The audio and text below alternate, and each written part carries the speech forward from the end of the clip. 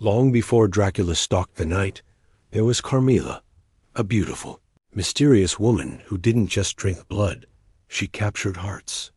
In the fog-covered forests of Styria, one young girl's encounter with this ancient vampire became a tale of seduction, obsession, and horror. This is the story of Carmilla, the forbidden's love that never truly dies.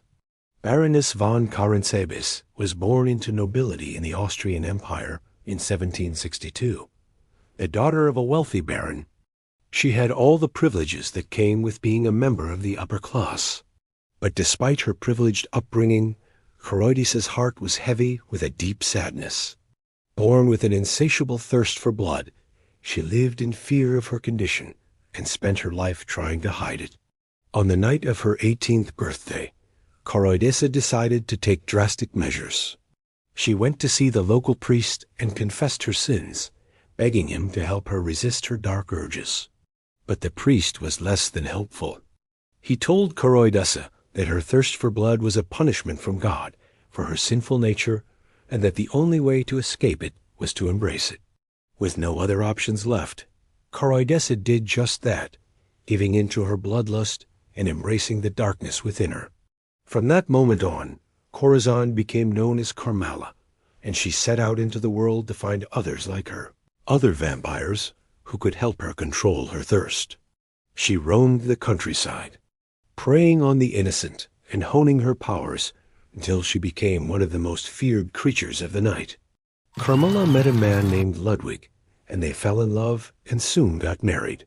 However, tragedy struck when Ludwig died suddenly, leaving Carmilla a young widow. Unable to cope with the loss of her beloved husband, Carmilla retreated to her family home in Styria, where she threw herself into her work, throwing lavish parties and enjoying the company of her many admirers. But behind closed doors, she was slowly losing her mind, haunted by nightmares and tormented by her bloodlust. One day, while walking through the nearby forest, Camille stumbled upon a clearing where a young woman named Alyssa was bathing in a stream. Struck by Alyssa's beauty, Camille felt a surge of bloodlust and knew she had found the perfect prey. But instead of killing Alyssa right away, Camille decided to take a different approach. She introduced herself to the young woman and began visiting her regularly, bringing gifts and showering her with affection. Alyssa, who had never met anyone like Camille, soon fell under her spell, captivated by her beauty and charmed by her mysterious ways.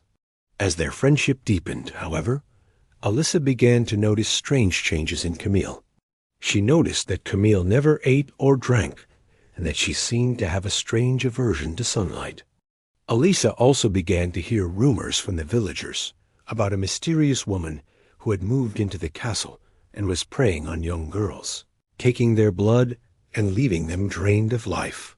At first, Alyssa dismissed these rumors as the product of a superstitious and fearful society.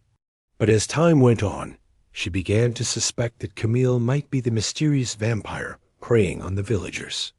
Torn between her feelings for Camille and her fear of her, Alyssa began to withdraw from her friend, trying to distance herself from the dangerous creature she believed Camille to be.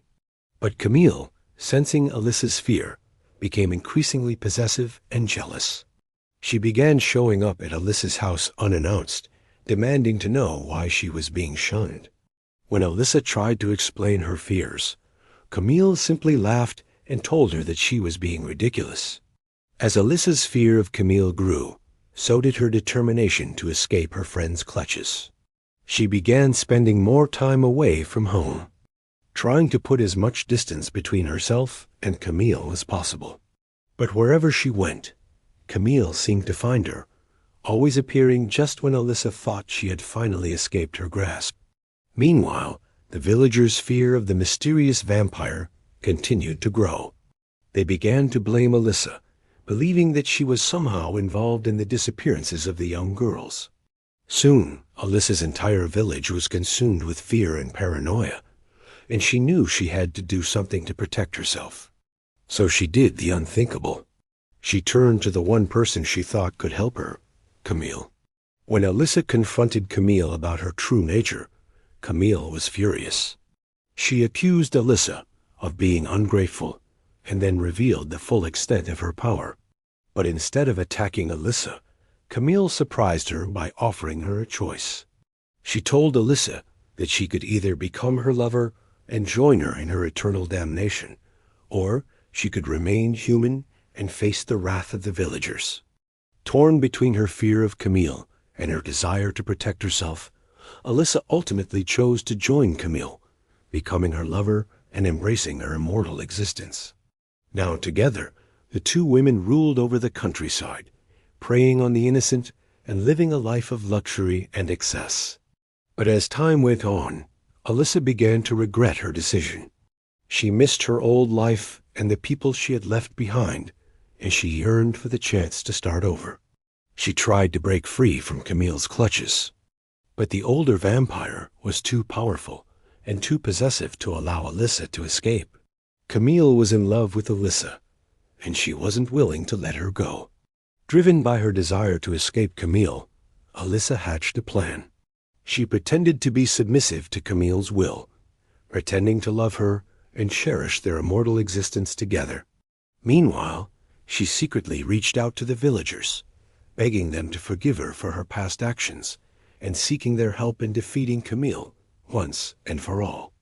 When the villagers heard Alyssa's plea, they were torn.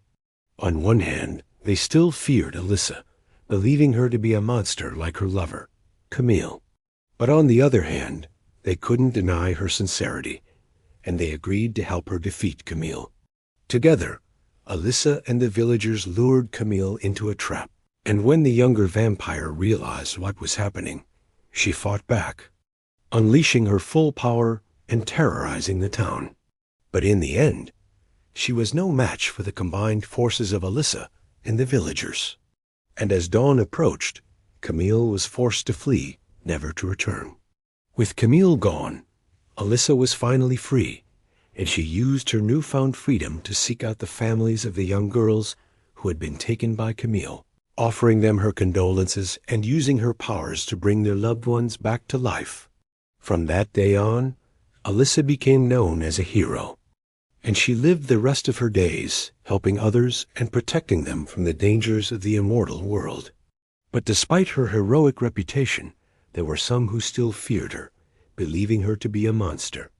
No matter where she went, whispers followed her, rumors of a blood-drinking, child-stealing vampire who had once terrorized the countryside. And though she had tried to put the past behind her, she knew that her true nature would always make her an outcast, forever feared and misunderstood. As the years passed, Alyssa grew old and frail, and she knew that her time had come. But instead of facing death with fear, she embraced it, knowing that it would finally set her free from the burden of her immortal existence. And as she took her final breath, she whispered a warning to those who would listen, a warning about the dangers of the immortal world and the importance of embracing one's humanity. And that's all for today. Thank you guys for watching. If you like this kind of content, please like and subscribe so you don't miss any new stories.